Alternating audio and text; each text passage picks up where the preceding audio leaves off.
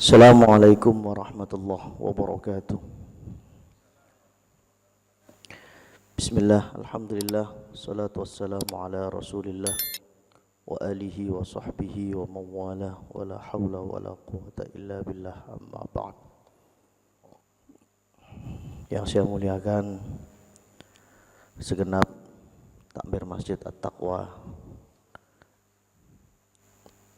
dan seluruh para hadirin, Bapak, Ibu, Saudara, teriring doa semoga panjenengan semua selalu dalam keadaan sehat walafiat lahir batin, dan semoga panjenengan semua diselamatkan dari segala keburukan, baik keburukan yang kita semua ketahui maupun keburukan yang belum kita ketahui. Siang ini kita mengkaji tentang sirah nabawiyah. Sirah nabawiyah itu Bapak tentang sejarah hidup Nabi Muhammad sallallahu alaihi wasallam. Kita sering dan kita sepakat bahwa Nabi Muhammad menjadi teladan kita, uswatun hasanah. Kita semua sepakat itu. Kalau dalam keilmuan dakwah, dalam kitab Al-Madkhal ila Ilmi Dakwah karya Syekh Al-Bayanuni itu,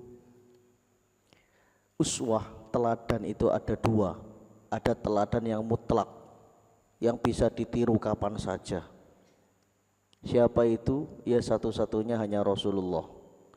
Kita bisa meniru duduknya Rasulullah, kita bisa meniru makannya Rasulullah, cara minumnya Rasulullah, kita bisa meniru tidurnya Rasulullah.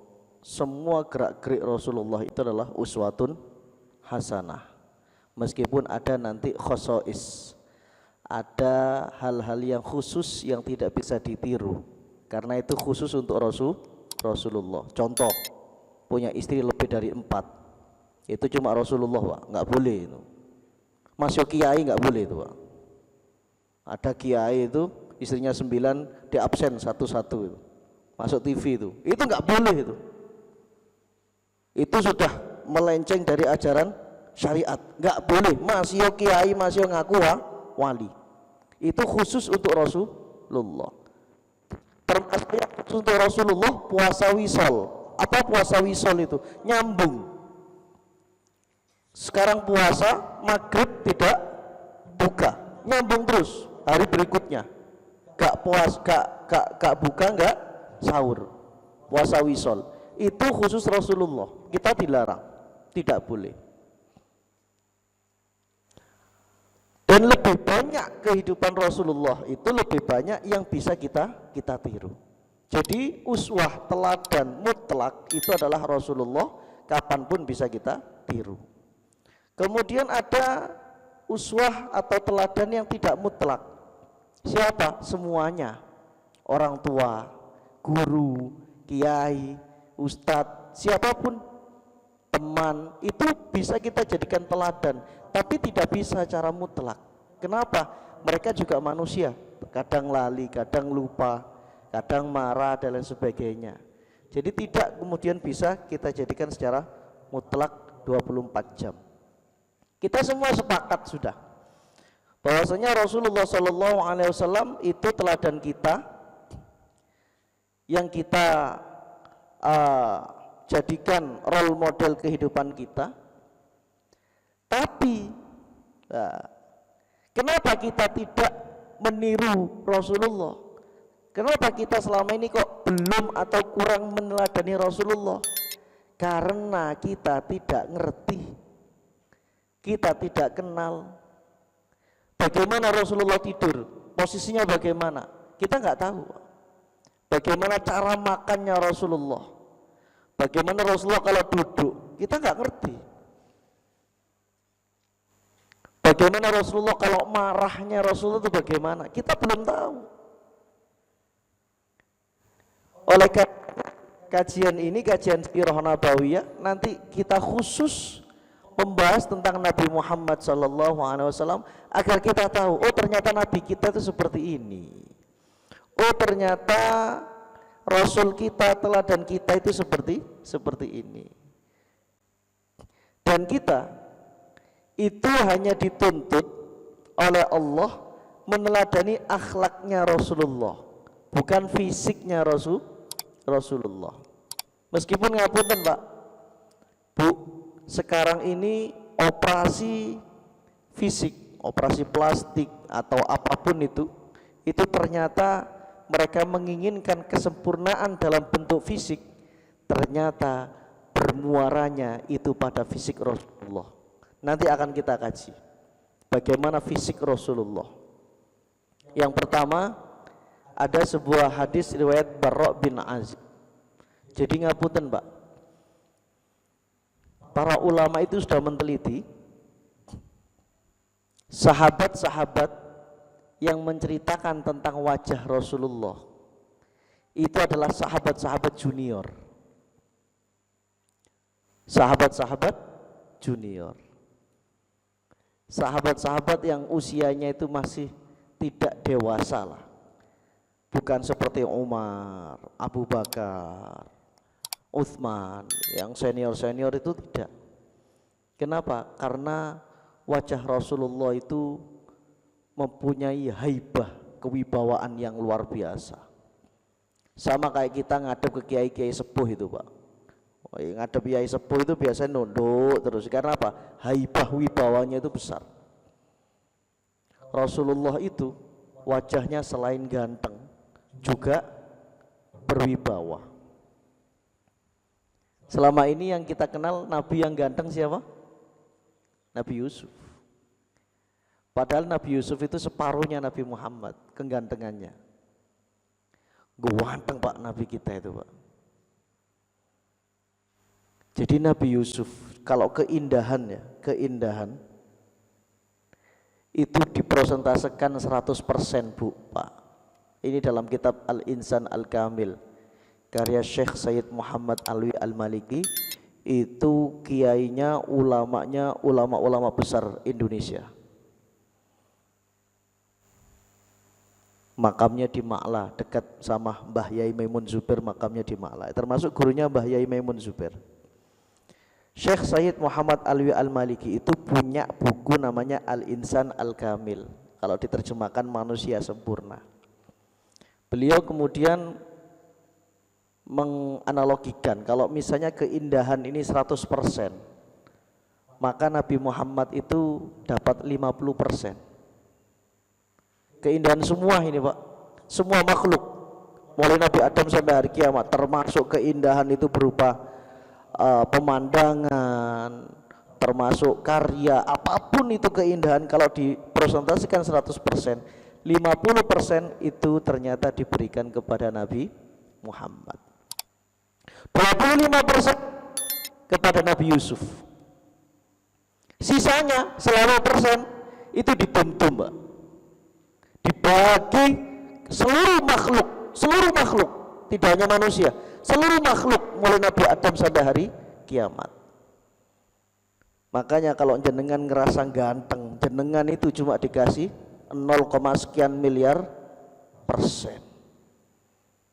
Ibu-ibu kalau merasa cantik, jenengan itu cuma dari 25% itu mau dituntunin jenengan dapat berapa itu?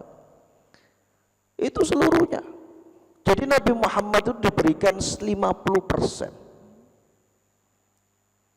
Lah pertanyaannya, Nabi Yusuf itu gantengnya seperti itu,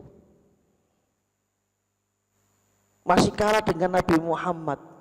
Tapi kenapa tidak ada satupun perempuan yang terpesona, tersihir dengan ketampanan Nabi Muhammad? Nabi Yusuf itu Pak, gantengnya luar biasa sampai menyihir Pak. Yang tersihir itu bukan perempuan biasa, ratu-ratu Mesir, ibu-ibu pejabat Pak, cantik-cantik orang Mesir Pak. Saya 5 kali lebaran, 5 kali puasa di Mesir dulu itu Pak. Wahyu jadi orang Mesir itu. Wah, pokoknya. Tapi saya memilih untuk tidak beristri dengan orang Mesir. Kenapa? Gak iso ngulek sambel Pak. Gak iso gawe sambel. Ngulek liyane. Wahyu Mas. Ngapunten. Kami dulu itu ya jenenge arek enom ya, jenenge arek enom. Itu kalau lewat di jalan ada pameran, ada bazar atau ada apalah di pasar atau di mall atau apa. Kalau lewat seret papasan ambek wong Mesir, cewek Mesir. Itu enggak usah noleh maneh ngetutno itu enggak usah. Mengapa? Karena dalam hitungan detik akan lewat yang lebih cantik lagi. Coba jenengan nang mall nang pasar. Seret. Wah, jiwa garangan itu langsung muncul ya. Dituet ya. Cantik. Itu dalam surat Yusuf disebutkan. Makanya kenapa Zalikho atau Zulaikho itu terpesona gak kuat ambek Nabi Yusuf. Gak kuat, Bu. Gak kuat dengan Nabi Yusuf, gak kuat. Membuncah nafsunya Zulaikho itu. Kok adab laki-laki gantengnya seperti ini. Akhirnya apa? Zulaikho membuat rencana yang buruk kan. Tapi ternyata kemudian Nabi Yusuf itu bisa lolos dengan izin Allah. Nabi Yusuf nabi, Pak. Enggak ada itu namanya nafsu, itu enggak ada Nabi Yusuf. Kepada yang haram itu enggak ada. Lolos Nabi Yusuf. Akhirnya Zalikho ini menjadi nopo? Bahan ghibah, rasan-rasan ibu-ibu pejabat saat itu. Viral lah. Zalikho itu gimana? Ada yang ngomong Zulaikho, ada yang ngomong Zalikho ya. Zalikho itu gimana? Masa dia itu pengen berhubungan badan dengan budaknya yang dulu dia beli. Masa budak dengan kita ibu-ibu pejabat, dia gak level lah. Panas Pak Zalikho itu, Bu. Biasa ibu-ibu dirasani kan Pak, panas, tapi senengane wakilnya Zulaikho panas, diundang semua ratu Mesir. Tak undang kabeh sampai. Di setting depan mereka masing-masing ada buah dan pisau. Buahnya tidak bisa, bukan pisang Pak. Pokoknya buah yang harus dikupas dengan pisau. Nanti kalau sudah waktunya mereka ngupas buah dengan pisau, Yusuf kamu keluar. Beneran. Monggo ibu-ibu, buahnya sekarang sudah waktunya kita makan buah.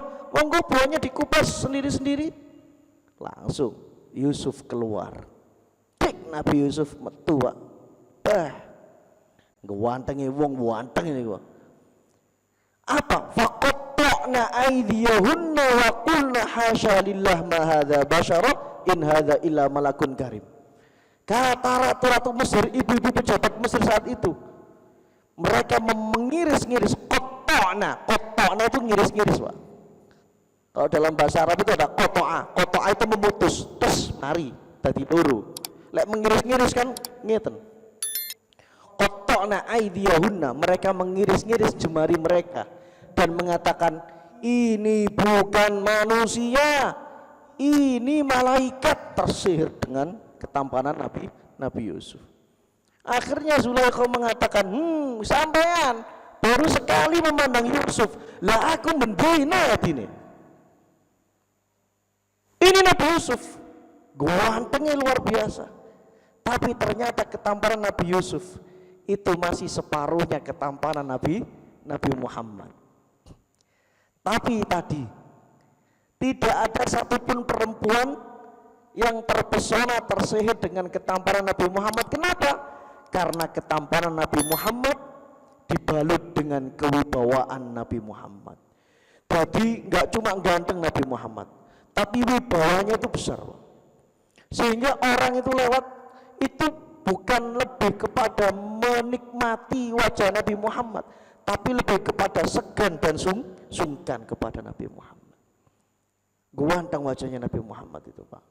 Ini ada riwayat dari Barok bin Azib. Barok bin Azib ini sahabat junior.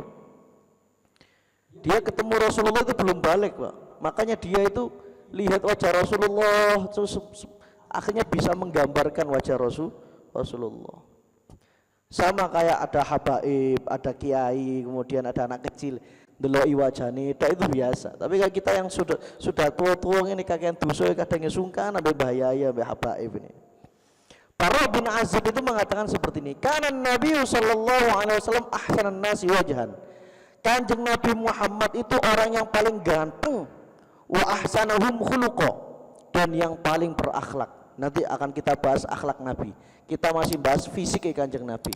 Kenapa fisik dulu yang saya bahas? Agar panjenengan ini nanti terpancing semakin penasaran dengan Kanjeng Nabi Muhammad. Rasulullah itu laisa bitawilil ba'in wala bil qasir. Fisiknya Rasulullah tidak terlalu tinggi, jangkung, juga tidak terlalu pendek. Jadi postur Rasulullah itu badannya itu proporsional.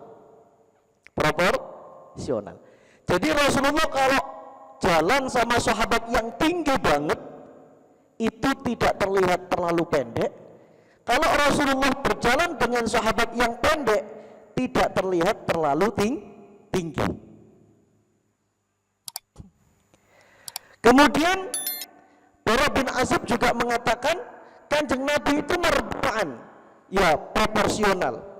Ba'ida ma bainal mankibaini, dadanya ini lebar. Napa bahasa kita, Pak? Napa? Bidang.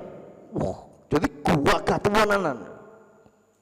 Nanti ada riwayatnya Ummu Ma'bad, Kanjeng Nabi itu dadanya bidang dan kemudian lurus antara dada dan perut.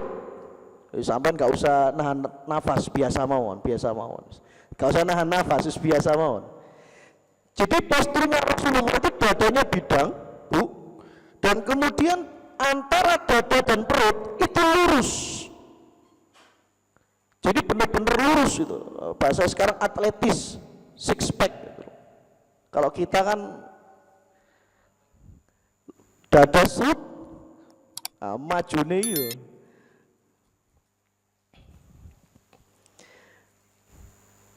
Dan kata Bara bin Azib, saya melihat Rasulullah gantengnya seperti itu, dan kemudian gagah pakai baju merah.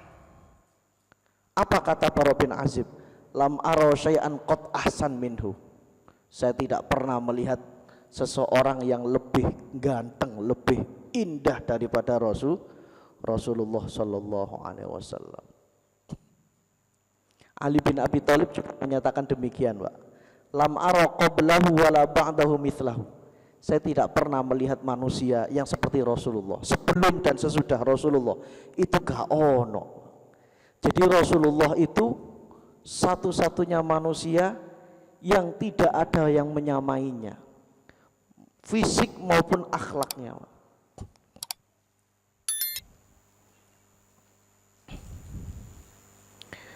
Ini kata Ali bin Abi Thalib, man ra'ahu badihatan habah wa man khalatahu ma'rifatan ahabbah. Siapa yang melihat sekilas Rasulullah, dia akan menaruh keseganan, sungkan, Pak, karena wibawanya Rasulullah.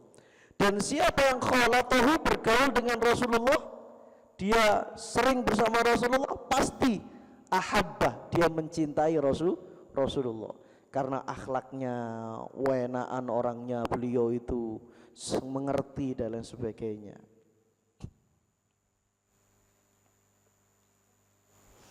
Lah, ini rincian tentang fisik Rasulullah diceritakan oleh Ummu Ma'bad. Ummu Ma'bad itu siapa? Ummu Ma'bad itu salah satu orang yang dia nomaden, Pak. Jadi di Arab sana itu bahkan sampai waktu saya kuliah itu saya nemui orang-orang Asyut, daerah Asyut. Itu di kabupaten, ya, kabupaten, bukan di Kairo. Kalau Kairo sudah kota. Di kabupaten itu ada orang-orang yang dia tidak punya rumah dan dia pindah-pindah.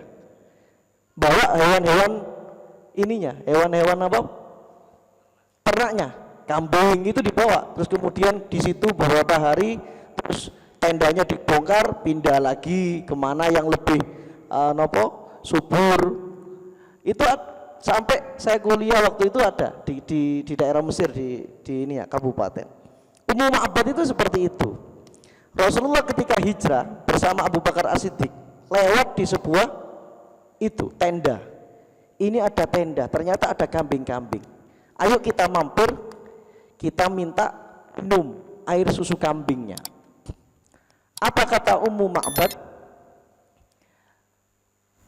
Loh, Anda kan tahu bahwasanya kambing-kambing ini sedang kekeringan, jadi tidak ada.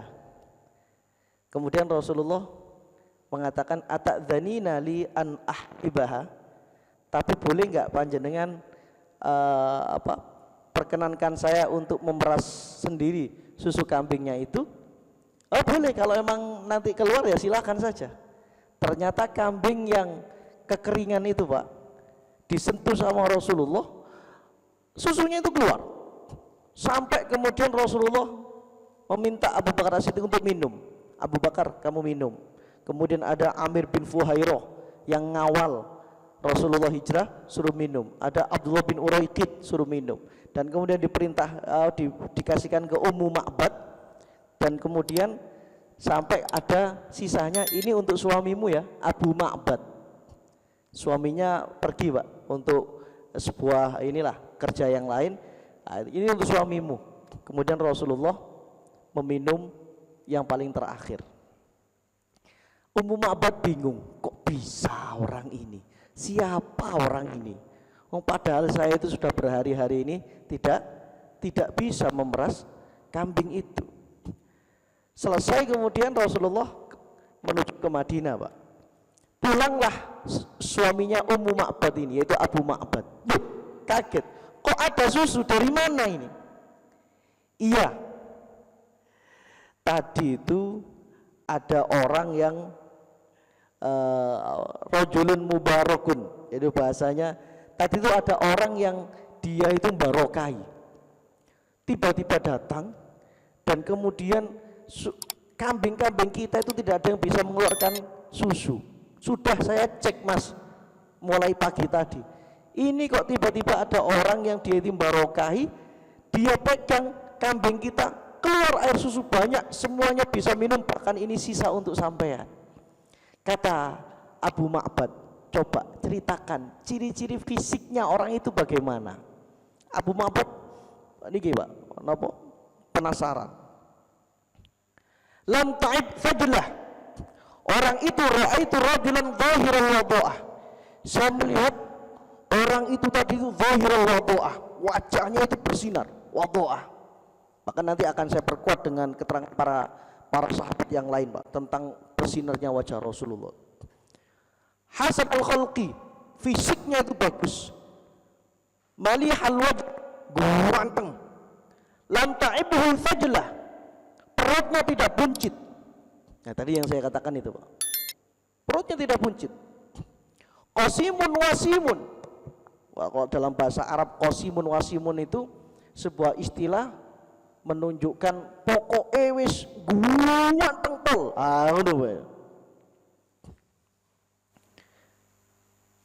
Dan kemudian diteruskan ini, langsung saya ini saja Indonesiakan. Mata Rasulullah itu putihnya putih banget dan hitamnya hitam banget. Hitam ini apa istilahnya? Retina apa? Pupil apa? Yang hitam. Kalau ya lali pelajaran IPA ya sampai ini. Wis kesuwen golek duwe apa lali. Pokoknya yang putih ini putihnya sangat putih sekali. Dan yang hitam ini hitamnya hitam sangat. Dan memang itulah, dan matanya ngabut gitu, besar. Dan itulah Pak, matanya penduduk surga Bu. Jadi kadang aku ya bingung, arek-arek enom wedok malah tuku softline itu warnanya ireng, warnanya apa? Biru malah. Bukan, justru yang bagus itu adalah hitam. Kemudian bulu matanya itu lentik. Bulu mata Rasulullah itu, loh, saya ini ditiru Pak, ambil wong wedok. Orang perempuan kadang kalau nggak keluar rumah, nggak gaya bulu mata, itu koyok-koyok. Bulu matanya Rasul itu lentik.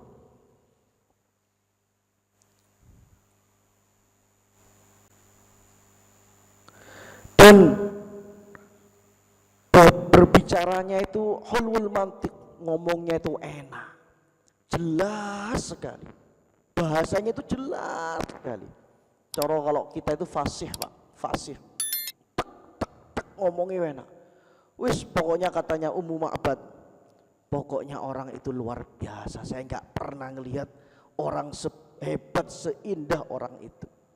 Apa kata Abu Ma'bad? Hadza wallah sahibu Quraisy alladzi natlubu. Ini orang Quraisy, orang Mekah yang kita cari selama ini. Dia itu nabi akhir zaman ini. Kemudian setelah itu Abu Ma'bad dan Ummu Ma'bad itu mengemasi tendanya Pak, berusaha untuk mencari Kanjeng Nabi Muhammad, meneruskan perjalanan ke Madinah tadi. Dan kemudian ketemu dan Nabi Muhammad, dan mereka ini kemudian masuk Islam. Karena ciri-ciri kenabiannya itu di situ. Wajah Rasulullah tadi saya katakan itu bersinar. Siti Aisyah itu pernah itu Bu, Siti Aisyah itu menjahit. Zaman dulu kan, zaman dulu lampu penerangan itu terbatas. Ketika Siti Aisyah itu jahit, jarumnya ini jatuh. Nah, kalau dulu jarum jatuh angel Pak, ditemukan itu sulit. Karena satu, penerangan terbatas, dua, bukan lantai-lantai keramik dulu. Kata Siti Aisyah, ya wis game over terus nomene. Jarumnya nggak bisa. Nggak lama setelah itu Rasulullah masuk rumah. Jarum itu kelihatan Pak. Jarum itu kelihatan. Saya itu punya guru namanya Syekh Ali Jum'ah. Itu juga gitu, wajahnya itu nyentrong Pak, nyentrong. Kalau dulu ada Habib namanya Habib Neon, itu ya gitu, disebut Neon itu karena nyentrong itu Pak. Kenapa kok seperti itu? Lah inilah orang kalau sudah cinta kepada Allah, sujudnya itu luar biasa, akhlaknya baik, itu seperti itu Pak. Wis gak usah skincarean Bu, masih skincare, dan tidak ada kebencian dalam hati Rasulullah itu Pak. Jadi itu wajah itu bersinar kalau kita tidak menyimpan kebencian. Kalau bahasanya perempuan sekarang, inner beauty itu muncul dari dalam hati. Masih skincare 6 pitu tumpuk-tumpuk, tapi kalau hati ini bencian sampai uang, tetap saja itu tidak akan berpengaruh. Ada Jabir bin Samurah. Jabir bin Samurah ini suatu ketika keluar dari rumah, dan itu saat bulan purnama. Jadi orang-orang Arab zaman dulu itu Pak, vacationnya, healingnya itu kalau bulan purnama, sudah bulan purnama, mereka malam itu keluar rumah, bawa tikar, makan sambil lihat bulan purnama. Itu sudah vacation mereka. Nah ini ada sahabat namanya Jabir bin Samurah. Sama Jabir bin Samurah dengan Bara bin Azib itu seumuran. Dia ketemu Rasulullah masih belum balik lah. Kata dia, Ra'aitu Rasulullah sallallahu alaihi wasallam fi lailati idhiyan. Saya pernah ketemu Rasulullah di malam purnama. Apa kata sahabat Jabir bin Samurah? Wa alaihi hullatun hamra. Saat itu Rasulullah pakai jubah merah, pakaian merah. Faja'altu anzuru ilaihi wa ilal qamar. Saya lihat ke bulan purnama, saya lihat wajah Rasulullah. Dia ingin membandingkan, Pak. Oh, Kanjeng Nabi, wong kok ngene, kok banding-bandingke. Apa kemudian kesimpulan dia? Walahu indi ahsan minal qamar. Wajah Rasulullah itu lebih bersinar, lebih indah daripada bulan purnama. Dia juga pernah ditanya, salah seorang sahabat namanya Bara bin Azib pernah ditanya, akana wajhu Rasulillah mithla sayf, apakah wajah Rasulullah seperti pedang, menakutkan, terang, Pak? Apa jawab dia? Tidak. Wajah Rasulullah itu bal mithlal qamar, seperti rembulan. Kenapa membahasakan seperti rembulan? Rembulan itu ngadem, dingin, adem, dilihat itu enak. Itu rembulan.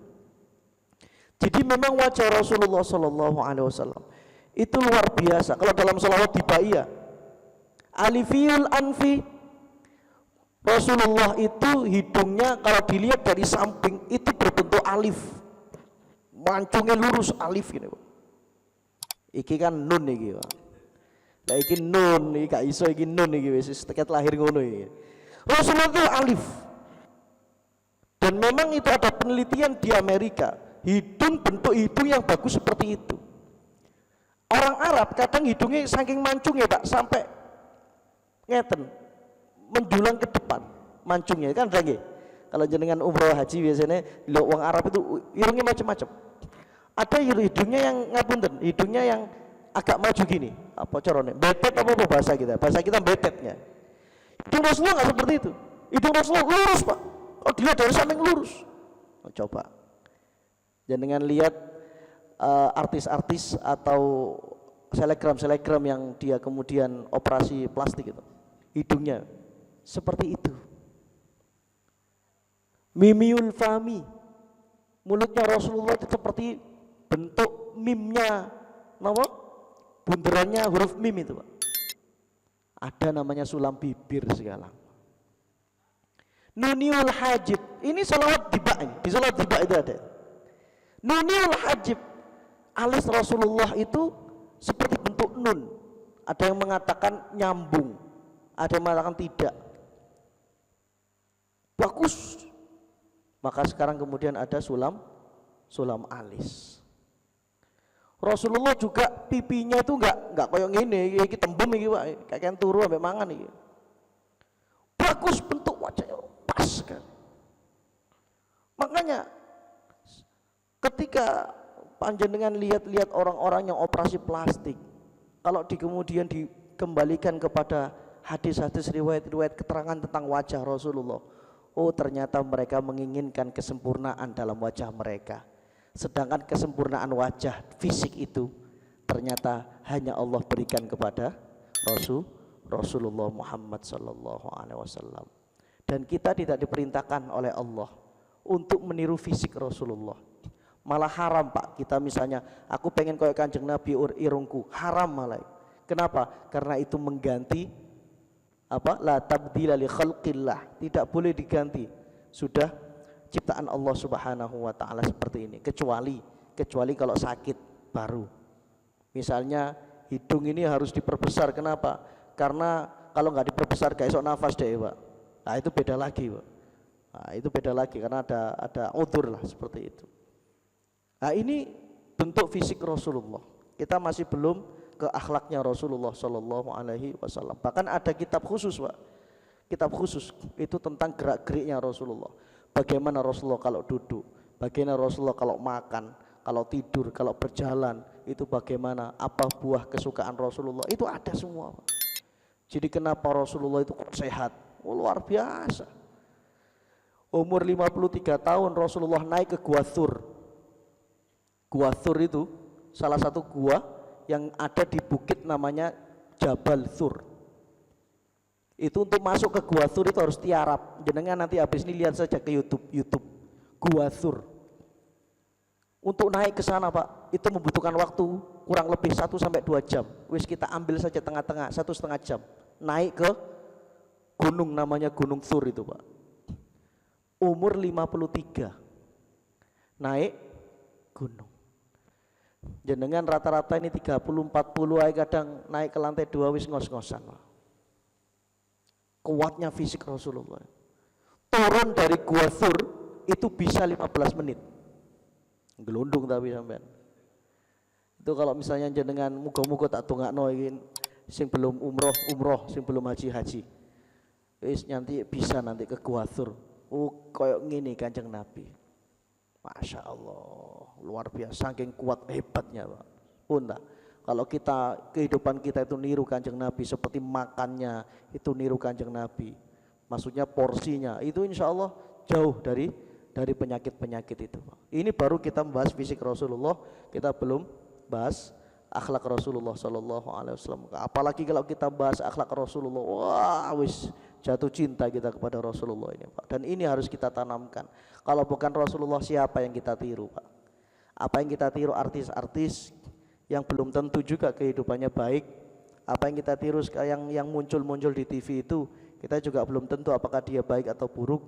Ya ini yang sudah ada role model kehidupan Rasulullah, yang mana kalau kita tiru beliau pasti insya Allah kita bahagia dunia, bahagia akhirat. Insya Allah kapan-kapan kalau ada kesempatan kita teruskan tentang akhlak Rasulullah Shallallahu Alaihi Wasallam.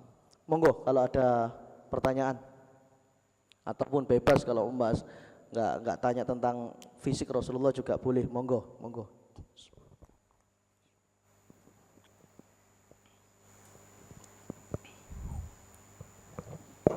Nah, minumnya Rasulullah itu Pak, itu satu tegukan 3 kali. Jadi sekali teguk gini,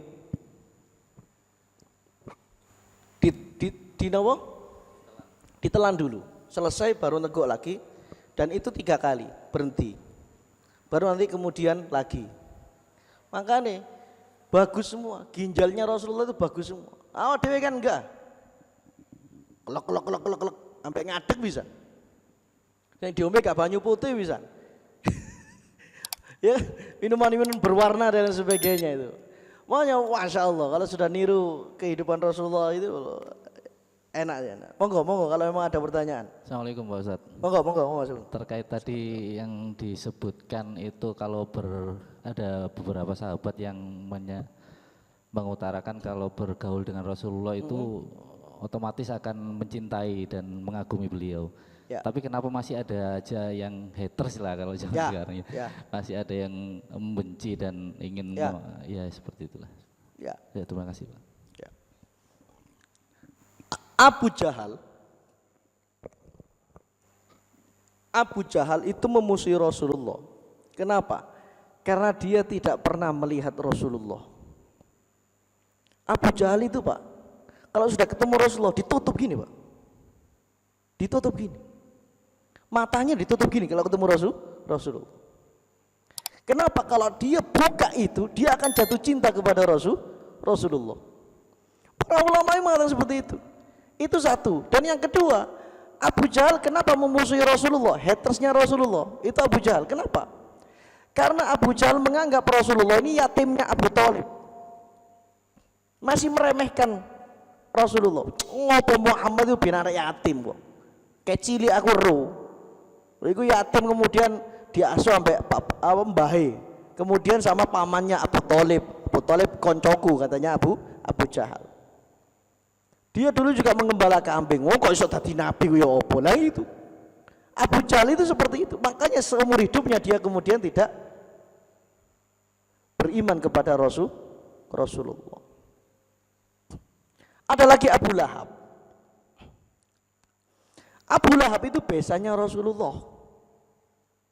Rumahnya Abu Lahab itu dempetan dengan rumahnya Siti Khadijah, rumahnya Rasulullah. Kalau keluar dari pintu Marwah itu ada toilet. Toilet itu rumahnya Abu Lahab Pak dulu. Makanya depan masuk toilet itu ada yang diyakini sebagai rumahnya Siti Khadijah, rumahnya Rasulullah.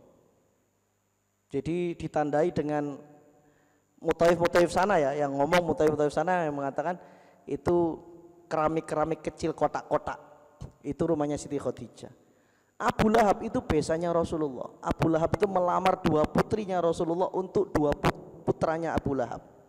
Ruqayyah untuk Utsbah, Ummi Kulsum untuk Utaibah.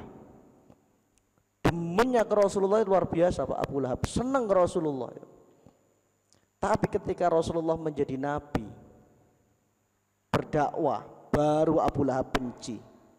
Sampai-sampai 2 putranya ini disuruh untuk menceraikan 2 putri Rasulullah.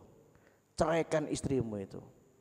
Apa dia anak orang yang ngaku jadi nabi, bawa agama baru dan lain sebagainya. Abu Lahab baru kemudian mulai benci kepada Rasulullah. Kenapa? Karena dia masih melihat kon lho ponakanku. Bapak biyen gak ono isan kecili awakmu itu. Sik ngeremehkan, Pak. Makanya orang meremehkan tidak akan pernah mendapatkan kebenaran. Al-kibr kata Rasulullah. Al-kibr itu apa? Batarul haqqi wa ghamsun nas. Sombong itu adalah batarul haqqi, menolak kebenaran dan meremehkan orang lain. Makanya kita kalau sudah ngeremehkan orang lain nggak akan mungkin. Kalau kita sudah kita ngeremehkan A, maka yang kita lihat tidak akan ada kebenaran dari A itu. Pasti keburukan atau yang kita lihat. Kenapa? Karena kita sudah meremehkan. Lah Abu Jahal, Abu Lahab itu seperti itu. Sehingga dia tidak bisa mencintai Rasulullah. Jadi Abu Jahal itu kalau ketemu Rasulullah itu selalu ditutup-tutup begini. Jadi nggak berani dia natap wajah Rasulullah, nggak berani. Karena orang yang sekali dia saja menatap wajah Rasulullah itu dia akan sungkan. Dan kalau sudah dia khalatahu sehari-harinya bersama Rasulullah atau dia berinteraksi dengan Rasulullah, dia akan mencintai Rasulullah. Ada orang kampung, Pak. Orang Badui. Dalam sebuah riwayat dalam kitabnya An-Nurul Mubin, kitabnya Hadratus Syekh Hasyim Asy'ari. Jadi Kiai Hasyim Asy'ari itu kita kenalnya sebagai hanya pendiri NU saja, tapi ternyata beliau itu alimnya luar biasa. Beliau punya kitab namanya An-Nurul Mubin fi Mahabbati Sayyidil Mursalin. Buku tentang Rasulullah. Itu sudah dicek, diteliti sama mahasiswa ilmu hadis UINSA. 4 bulan di pondok kami untuk meneliti kitab itu. Ternyata tidak ada satupun keterangan dalam kitab itu yang tidak ada rujukannya. Ilmiah sekali. Hadis-hadisnya tidak ada yang palsu. Ternyata Hadratus Syekh menceritakan tentang Rasulullah itu hadisnya luar biasa, Pak. Ada semua, nggak ngarang-ngarang beliau. Itu saking alimnya Kiai Hasyim Asy'ari itu. Dalam kitab itu disebutkan ketika Rasulullah berbicara tentang kiamat, ada yang bertanya, meskipun riwayat itu ada yang mengatakan itu Umar bin Khattab yang tanya, ada yang mengatakan itu adalah orang-orang kampung. Orang-orang kampung dia ke Madinah dan kemudian dia Jumatan bersama Rasulullah. Rasulullah pidato tentang hari kiamat. Kemudian orang ini tanya, saat Rasulullah Jumat khutbah itu ditanya, Pak, sama orang ini. Jenenge orang kampung, Pak, gak ngerti Islam, gak ngerti apa-apa dan sebagainya. Rasul, jenengan itu cerita tentang kiamat tadi itu, kapan kiamat ya? Rasulullah balik tanya, fama a'dadta laha. Kamu tanya kiamat kapan, apa yang kamu persiapkan? Ma'atatu bikatsrati salatin wala siyamin wala zakatin. Untuk nanti menghadapi hari kiamat saya tidak ada persiapan. Salat saya enggak banyak, zakat saya enggak banyak, sedekah saya jarang-jarang, poso saya mek Ramadan toh. Tapi saya mencintai engkau dan Allah, wahai Rasul. Apa kata Rasulullah? Anta ma'aman ahbabta. Engkau dikumpulkan bersama orang yang engkau cintai nanti di hari kiamat itu.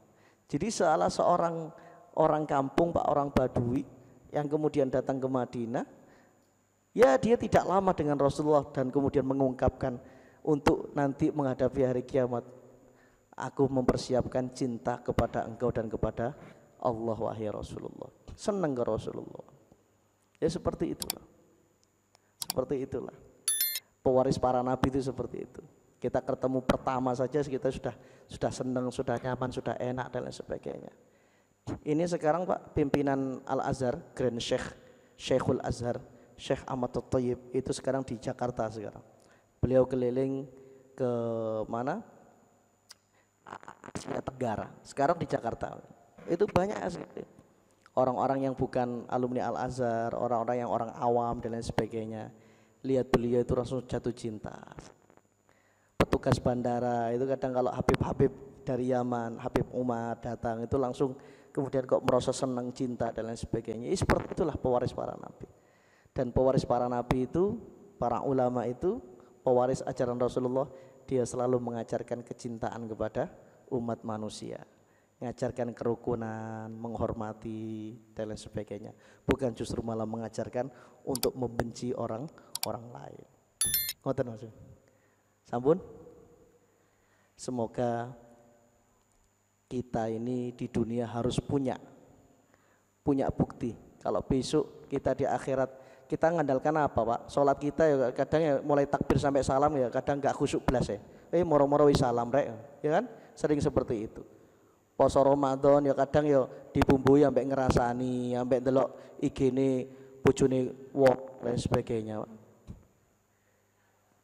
Tapi ketika besok di akhirat kita minta, Rasul kami minta syafaat engkau. Rasulullah kemudian jawab, Apa buktinya kamu pantas mendapatkan syafaatku? Nah, kita jawab, Rasul, kami pernah di masjid tempat kerja kami duduk hanya membahas tentang engkau, hanya mempelajari tentang jenengan.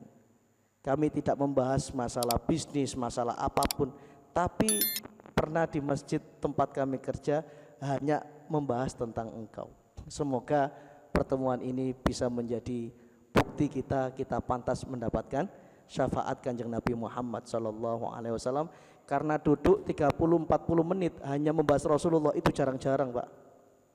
Kita di warkop, di kafe 1 jam 2 jam dabrus sampai konco, Pak, bahas rono rene. Tapi kita sekarang siang ini 30-40 menit kita duduk hanya membahas tentang Rasulullah SAW. Semoga ini menjadi bukti kita pantas mendapat syafaat Rasulullah SAW. Al-Fatihah.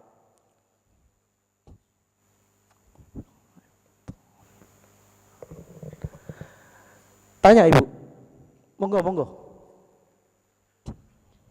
Maaf tadi saya ngacung tapi kebetulan nggak melihat Oh, atau nggak kelihatan. melirik. Monggo. Assalamualaikum warahmatullahi wabarakatuh, Ustaz. Waalaikumsalam warahmatullahi wabarakatuh. Saya mau menanyakan, tadi Nabi Muhammad adalah seorang yatim ya Pak. Nggih. Nah sekarang ini sebentar lagi kan kalau saya menyebutkan adalah ulang tahunnya anak yatim, yaitu 10 Muharram ya Pak ya. Yang sebelumnya adalah puasa Taswa Asyura gitu ya. Kemudian biasanya di kampung atau di perumahan itu mengadakan, dan yang saya ketahui dari keluarga atau pas waktu saya mendengarkan di majelis taklim itu adalah setidaknya atau berusaha untuk mengusap rambut anak yatim dengan membaca sholawat dan mendoakan anak yatim tersebut, misalkan supaya soleh dan soleha gitu ya Pak. Nah semakin kesini itu kebiasaan itu semakin saya lihat ini kok berkurang, atau dari kepanitiaan itu biasanya dikumpulin atau mencari dana yang kemudian dijadikan satu dan dibagi dalam amplop tertutup dan sebagainya, atau ada bingkisan dan sebagainya. Nah semakin kesini itu kita yang hadir itu pingin mengusap rambut anak yatim tersebut, tetapi kesempatan itu tidak bisa karena entah acaranya padat atau kalau kita pingin melangkah itu melangkah ke beberapa orang gitu Pak. Nah ini bagaimana Pak? Terima kasih. Jadi hadis tentang mengusap rambut anak yatim itu maknanya adalah kita sayang, welas asih kepada anak yatim. Maknanya seperti itu. Jadi tidak harus kemudian mengusap. Podoai ngusap tapi gak welas nang anak yatim. Ngusap tok gak jumbang, Mbak. Podoai. Dan itu tidak sebuah keharusan, Ibu. Jadi itu hanya simbolik saja. Jadi hadis itu maknanya adalah simbolik saja, yang mana maknanya adalah kita harus welas kepada anak yatim. Nah sekarang misalnya ada acara 2000 orang yang datang, dan kemudian semuanya ngusap anak yatim, iku iso botak guri Pak. jadi bukan sebuah keharusan, bukan sebuah keharusan. Maksud hadis itu adalah bentuk simbolik, mengusap itu adalah bentuk kasih sayang. Sama kayak kita ngusuk-ngusuk anak kita, itu sebagai bentuk kasih sayang. Hanya simbolik saja Ibu. Jadi mboten harus kemudian kita melakukan itu. Nah, kalau misalnya bisa, monggo. Kalau dalam sebuah acara memang sulit sekali, apalagi yang hadir banyak. Kita bisa cari ponakan kita, anaknya mindoan kita misalnya, anaknya mindoan, anaknya masih keluarga lah, meskipun agak jauh, kita bisa ke mereka, ke rumah mereka langsung lebih bagus. Dan memang untuk sedekah Pak, itu ibda biman ta'ul. Sedekah itu lebih baik yang paling dekat dulu. Jangan sampai jenengan menjadi donatur yayasan yatim piatu luar kota, luar pulau, tapi ternyata keponakan panjenengan ini meninggal dunia dan ternyata anak-anaknya ini masih yatim. Nah, mulailah dari sanak keluarga yang terdekat terlebih dahulu. Jadi sekali lagi bahwasanya hadis tentang mengusap kepala anak yatim itu hanya simbolik saja. Jadi yang terpenting adalah kita welas asih kepada anak yatim tersebut. Ngoten nggih? Terima kasih. Mohon maaf saya kira sampun. Ini sudah panjang sekali. Insyaallah dilanjut pada lain kesempatan. Subhanakallahumma bihamdika asyhadu an la ilaha illa anta astaghfiruka wa atubu ilaik. Assalamualaikum warahmatullahi wabarakatuh.